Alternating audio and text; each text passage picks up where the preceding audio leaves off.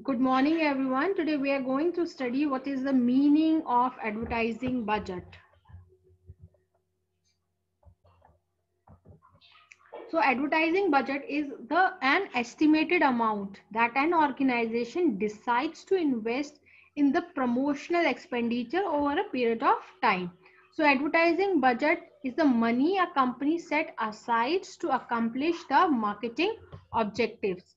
So, what are the advertising goals?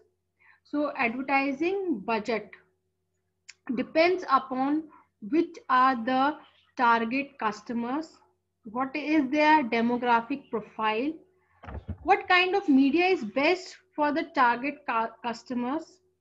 If my target customer is youth, so what platform I will use, whether I will use television, radio, print media. Nowadays the youngsters are watching OTT platforms the most, like Netflix. So should I target my advertisement over there? Who is my target audience? And based on that, the advertisement budget should be made. So what is the right approach for the target audience? How the budget should be made? What appeal should be used? It depends on the product and services and on the target audience also, and whether you have to attach it on an emotional basis, rational basis, whether you have to portray facts and figures. So that is also, that approach should also be taken into consideration. What appeal should be used and how much profit is expected from the amount spent. So advertising budget is the amount of money allocated towards advertising of a brand or a product. So while developing an advertising strategy, it is essential to set the advertising objectives, and these are important for decision making. The advertising objectives are very important for decision making, and to have a point of reference or standards against which the results can be measured. So but business may have sales objectives or communication objectives for the purpose of developing an advertising budget. So first let us talk about the sales objectives. So when the objective is to increase the sales of a particular product or to complement the selling efforts of the sales department, the objective may be changed from time to time depending upon the volume of sales, which is influenced by what is the price of the product, the advertising and promotional strategy used, how you are personally persuading the customers, how you are dealing with the competition, what are the customer taste, product quality, economy, technology used, and what are the direct action advertising used. Now the communication objectives is to create, develop an attitude. For this purpose, the business may choose to increase the percentage of target audience who associate a special features or benefit with the company's brand, increase the number of customers who prefer company's product over the competing brand, increase company's brand usage among the existing customers, or encourage the brand trial among the target customers. So the basis of advertising budget, or the factors on which the advertising budgets are set, is what is the market size and potential. What I want to do, I want to increase the market size, or what penetration pricing policy I have to follow. That thing has to be taken into consideration. Like then, what is the product life cycle stages, whether the product is an introductory stage, growth stage, maturity stage, or decline stage. Informative advertisement is to be used, persuasive advertisement is to be used, or reminder advertising is to be used. Then what is the intensity of competition?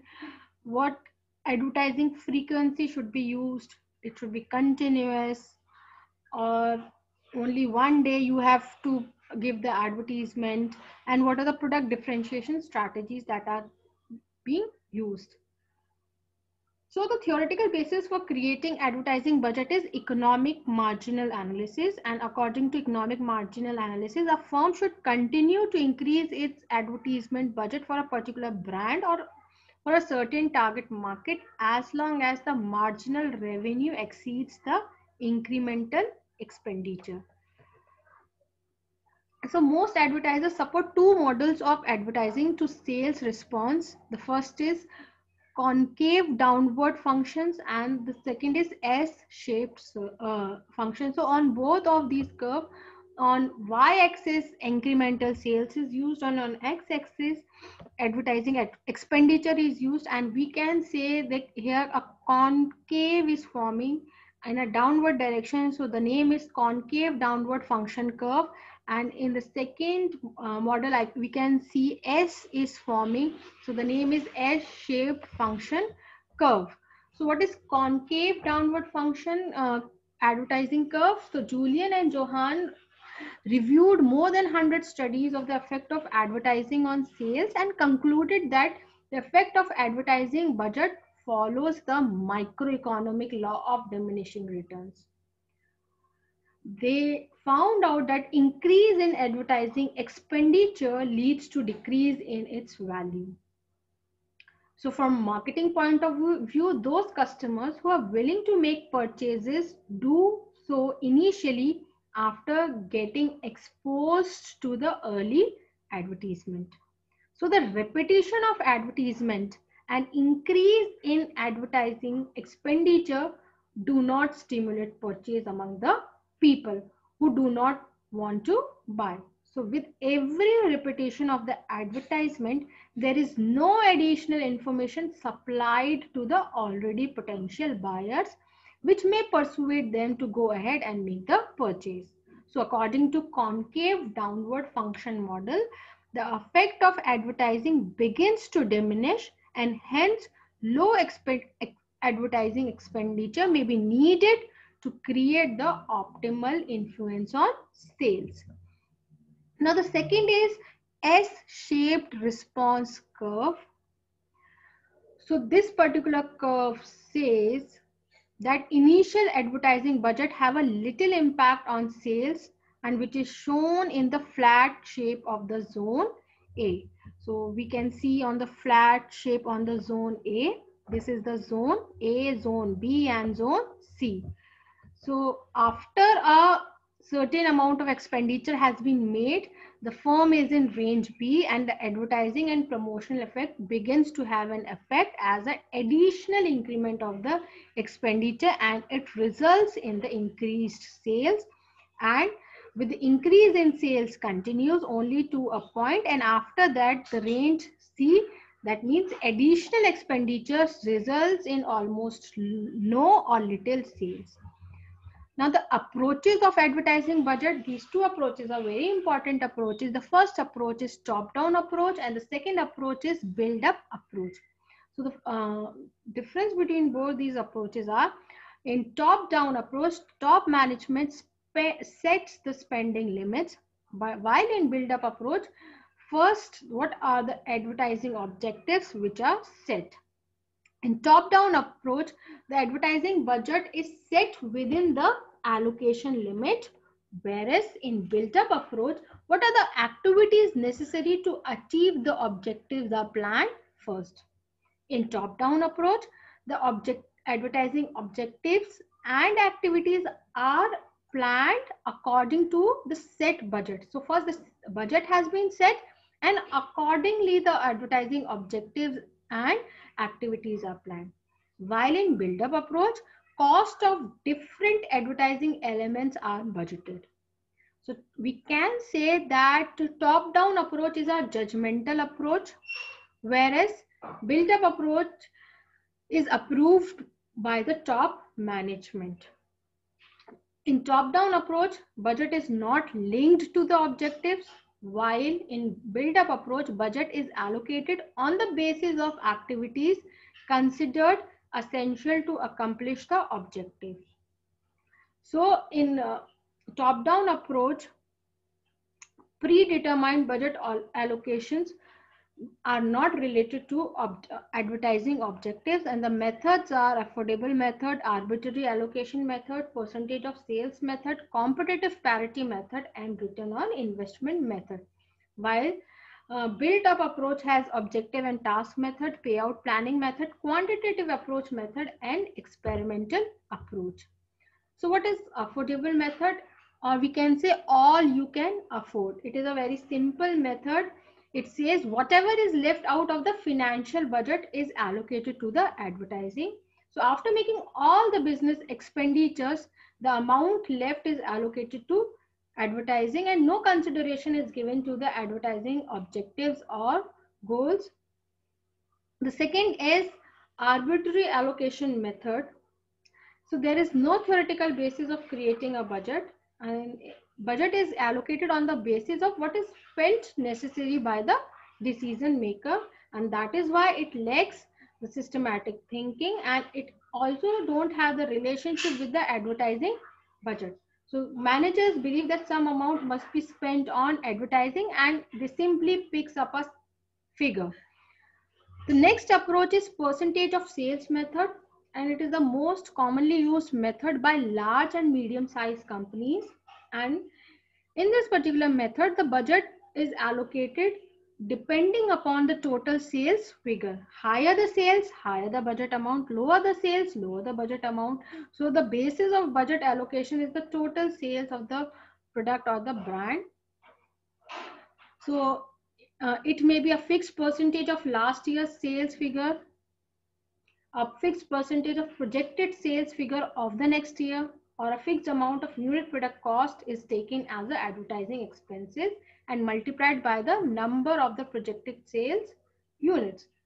So the advantage of this particular method is it is simple, straightforward, and easy to implement method, and expenditures are directly related to the funds available, while the disadvantages is it can lead to overspending or understanding, or it is very difficult to predict sales for a new product, and decrease in sales leads to decrease in advertising budget, which may not be needed.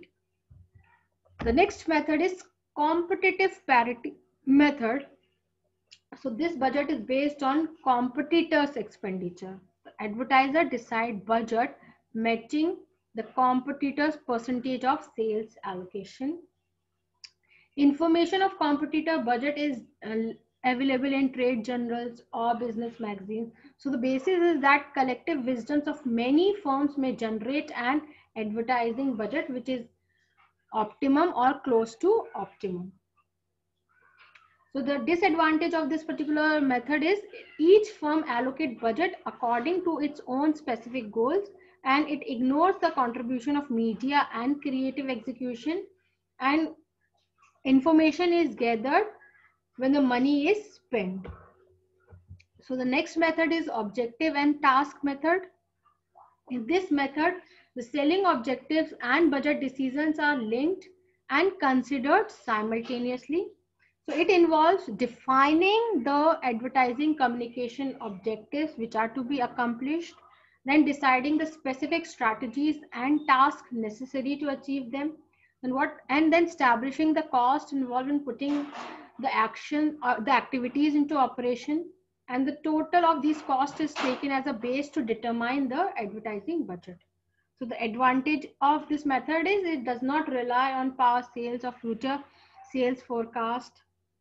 It considers all factors under advertiser control. But the disadvantage is that it is a difficult method to implement, and it requires managerial involvement and high skills. And it is difficult to estimate all costs and determine tasks necessary to achieve the set objectives. The next method is payout planning method, and this method is useful when introducing a new product.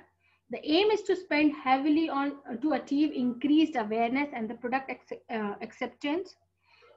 The advertising budget is determined on the basis of rate of return.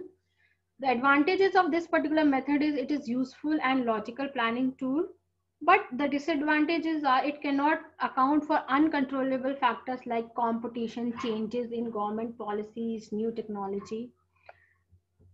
The next method is quantitative method. Advertiser use quantitative methods like mathematical or statistical models to allocate the advertising budget, but it is an expensive and time consuming method. The next is experimental approach method.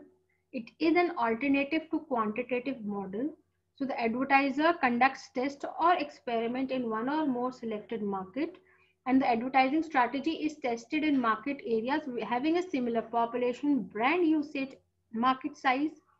Different advertising expenditures level are kept for each market. Brand awareness and sales levels are measured before and after, and the results are compared, and variation of influence of advertising expenditures is studied. Then the feedback results determine the advertising budget level. So managers may decide on a certain budget level according to the advertising objectives. So that's all for today. Thank you so much.